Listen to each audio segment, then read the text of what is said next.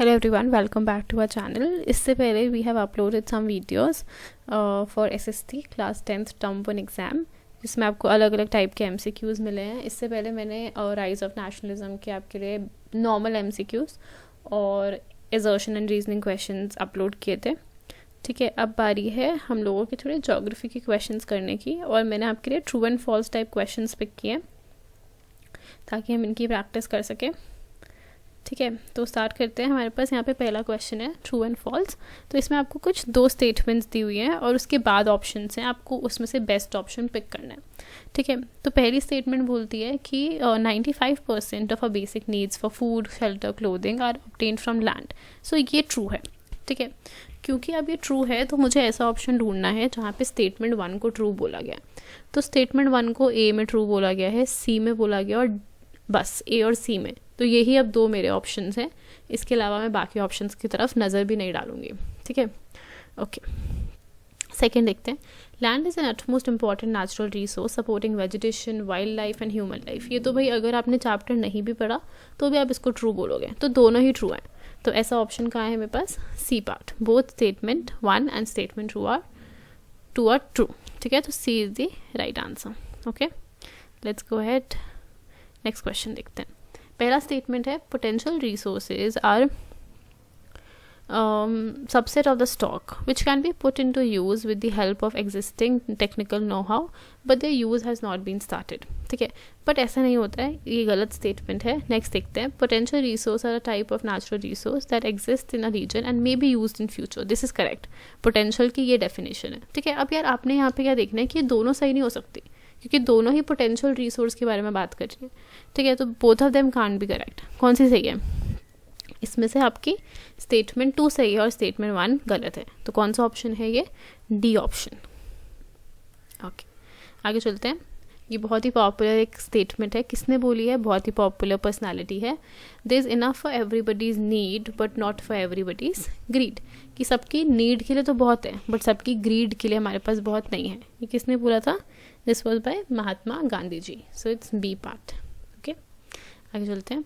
Human beings have indiscriminately use resources which have this led to which of the following major problems. तो वो बोलते हैं कि humans ने बहुत ही इनडिस्क्रिमिनेटली, मतलब बहुत जल्दी जल्दी रिसोर्सेज ख़त्म करी हैं. उससे क्या प्रॉब्लम हुई है हमें? पहला ऑप्शन है डिप्लीशन हुआ है रिसोर्सेज का. दूसरा हुआ है ऑप्शन की accumulation of resource in few hands, की मतलब कहीं पे इकट्ठी हो गई हैं और कहीं पे है ही नहीं. तो रिच और पुअर का एक गैप आ गया है ना. तो दोनों चीज़ें हुई हैं. तो 26 का both A and B, C part. Pick out the cause that enhances environmental degradation. कोई कॉज निकालो जो एनवायरमेंटल डिग्रेडेशन को बढ़ाता है. ठीक है, तो प्लांटिंग ऑफ ट्रीज इसको नहीं बढ़ाएगा. Check on grazing environmental degradation को कम करेगा. बैन ऑन प्लास्टिक कम करेगा. तो ये तीनों ही नहीं है. तो क्या होगा नेक्स्ट लास्ट वाला, कि allowing increase in the level of exhaust fumes, कि जब बहुत ज़्यादा फ्यूम आ रहा है तो इससे एनवायरमेंटल डिग्रेडेशन बढ़ेगा. तो D part is the right answer. Okay, 28. Which of the following statement is incorrect. इनमें से कौन सा ऐसा स्टेटमेंट है जो इनकरेक्ट है? Red soils are red not because of diffusion of iron. तो ये इनकरेक्ट है. Red soils are red because उसमें आयरन होता है. तो 1 इज इनकरेक्ट. ठीक है, 1 डेफिनेटली इनकरेक्ट है. Black soils can retain moisture for a long time. This is correct. Laterite soil is a result of intense leaching owing to heavy rains. This is also correct. So first वाला incorrect है. तो A is the right answer, only 1. आगे चलते हैं. Which of the following are correct about mountain soils. इनमें से कौन सा करेक्ट चीज़ है माउंटेन सॉइल्स के बारे में? Mountain soils are characterized by deposition of organic material deprived from vegetation cover. ये सही बात है बिल्कुल. ठीक है. They are heterogeneous in nature. Heterogeneous मतलब हर जगह अलग अलग होते हैं. Yes. They are immature soils. No, they are not. They are immature actually. They are clay. No, clay नहीं होते हैं. सो 1, 2 एंड 3 ये तीनों सही है. ठीक है, तो क्या आएगा? डी का 29th का D part. 1, 2 and 3 only. The land left uncultivated for more than 5 years is referred to. तो ये आपका ज्योग्राफी का फर्स्ट चैप्टर ही चल रहा है. तो उसमें जो अनकल्टिवेटेड लैंड होता है उसको हम क्या बोलते हैं 5 years में? Cultivable waste, sorry culturable waste. Culture इसको कर सकते हैं अभी, बट अभी ये वेस्ट पड़ा है. तो culturable waste, C part. In the upper and middle Ganga plain, two different types of alluvial soils have developed, that is Khadar and Bhangar.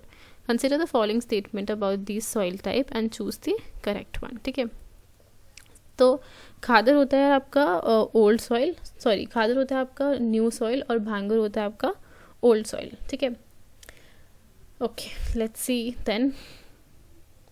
Khadar is the new alluvial while Bhangar represents a system of older alluvial. तो 1 is definitely correct. ठीक है, तो मेरे जो option है नीचे उसमें 1 तो होना चाहिए. सब में है 1 1 1. C नहीं है, C is not even my answer here. Khadar soil contains calcareous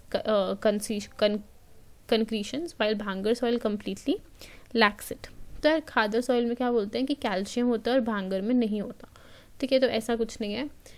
The sand content in these soil decreases from west to east. So this is correct. तो 1 and 3 are correct.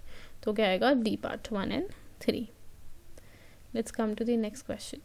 The lower horizon of soil are occupied by कंकर due to increasing.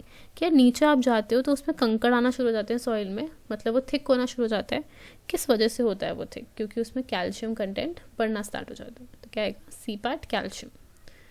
The texture of soil varies according to mountain environment. They are loamy and silty in valley sides and coarse and grainy in the upper slope.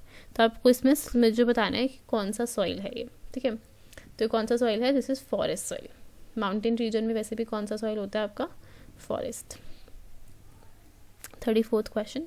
रिवाइन्स refers to. Ravine का मतलब क्या है, किसके लिए use होता है rewind? तो यार इट्स बेसिकली जहाँ पे चंबल वैली है उसके लिए वहाँ पे रिवाइन वर्ड यूज़ होता है. तो bad land created at Chambal valley, जो क्रैक्स पड़े हुए हैं बहुत डीप क्रैक्स, उनको हम रिवाइन्स बोलते हैं, चंबल वैली वाले. ठीक है, okay, so this was it. We are done with some question from chapter number 1. इससे पहले भी we have put some videos, वो भी ज़रूर देख लेना. And we will be uploading a lot more videos till your exams, so stay tuned.